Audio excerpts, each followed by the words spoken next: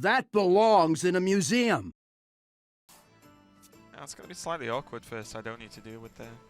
Sidonia does have the ability to just innervate out Sylvanas if he wants here, which can deal with the Misha as well as potentially make Rosty's future turns really awkward in terms of deploying more minions. He doesn't have any silence effects. There's no real way for him to advance the game without developing more minions to the board. His deck is very minion-centric. So this is a very awkward card for him to deal with. I imagine we may just see Rosty attack both of his minions into the Sylvanas to allow him to deploy an Infected Wolf this turn, because otherwise he gets to do almost nothing with his turn. Yeah, and this is Sidonia using the Divine Shield against Rosty, Right. because normally at this point, if that was just a 1-1 with no Divine Shield, you'd be like, yeah, of course, I'll just trade into Sylvanas and then continue. But you can't really, well, you can do that, and that might well be the play Rosty goes for, but Sylvanas is guaranteed a steal on that 1-1, and actually, against an aggressive hunter list like this, having just a 1-1 on the board afterwards is going to be pretty useful. You can use it in, to pick off some of the smaller minions like Abusive Sergeants, for example. Yeah, and this is also a situation where, if Rosty doesn't attack this Sylvanas, just goes face, he's potentially setting up, which is what he ends up doing. This ends up setting up a slightly awkward turn, and I like this play from Rosty here. He decides not to play his Infested Wolf. He wants to ensure that his board is full of as many low-impact minions as possible because of the presence of the Sylvanas on the other side of the table. And symmetrical. It is. It is. Always nice. Dr. Misha, is that what's happening here? No, please. Summon a 4/4 and 2 Divine Shield 1/1s.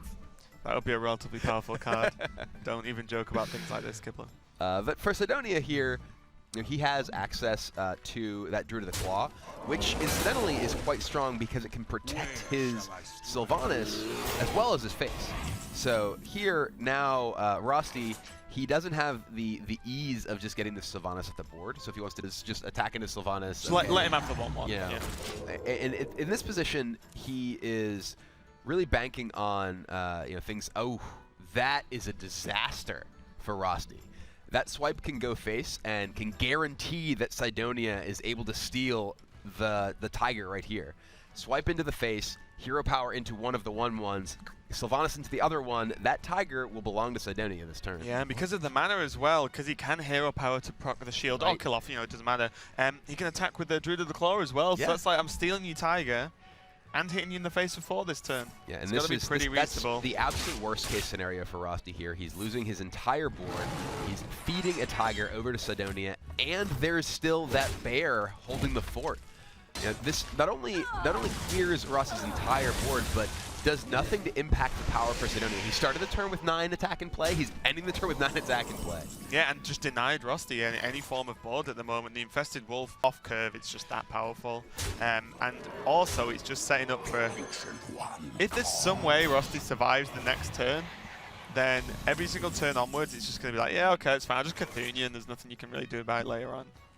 And Sidonia actually just has lethal on board now. He's been hitting for 9 a turn, just played that Dark Arakoa. He has 14 attack to Rosty's 13 health.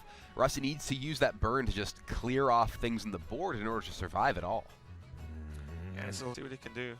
Yeah, he can use the quick shot and kill command to take some of this power off the board, clear off the bear as well, put things down to just the Dark Arakoa. And he's no longer in a situation where he is just going to get lethaled.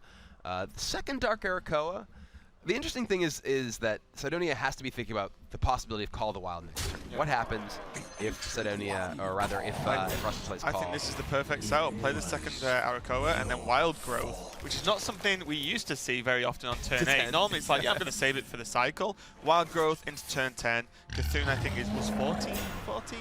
Yeah. So that is a hell of a lot of damage, and combined with Rosty having to trade the minions to kill at least one of the Arakoas, he's going to put the other 2 in anyway. So I believe that's going to be quite a lot of damage coming out this turn from Sidonia. It's not quite guaranteed lethal, I think, but it's incredibly close. Oh, wow, that actually ended up going about as badly as possible. Yeah. It got Rosty down to just 1. I was kind of wondering about whether there should have been a trade into the Misha first, just to give them more chance of the face damage. Yep. Either way, though, Sidonia able to close that game out with the power of Cthulhu, so we are at 1-1.